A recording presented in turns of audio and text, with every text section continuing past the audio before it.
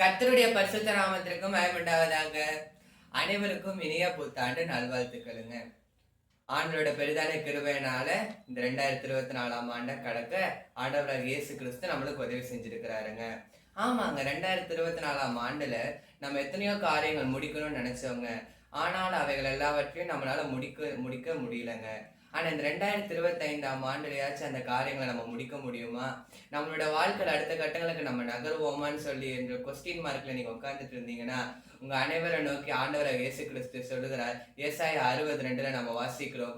இருள் பூமியையும் காரிருள் ஜனங்களையும் மூடும், ஆனாலும் கர்த்தர் உன்மேல் உதிப்பார், அவருடைய மகிமை உன்மேல் காணப்படும் அப்படின்னு சொல்லி நம்ம வாசிக்கிறோங்க.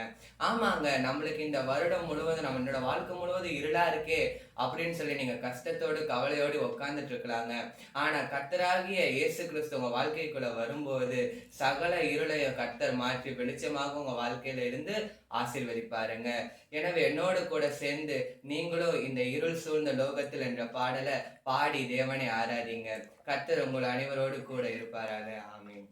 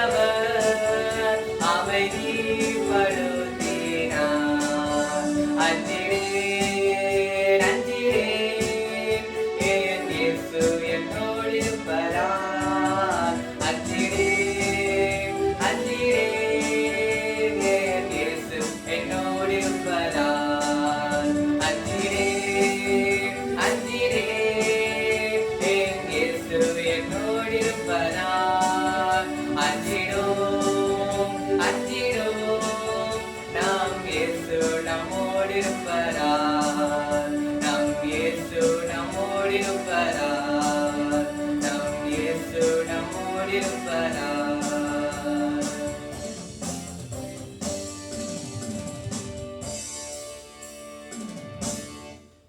அன்பார்ந்தவர்களே, பயப்படாதே, நான் உன்னுடனே கூட இருக்கிறேன். திகையாதே, நான் உன் தேவன். நான் உன்னை பலப்படுத்தி உனக்கு சகாயம் பண்ணுவேன்.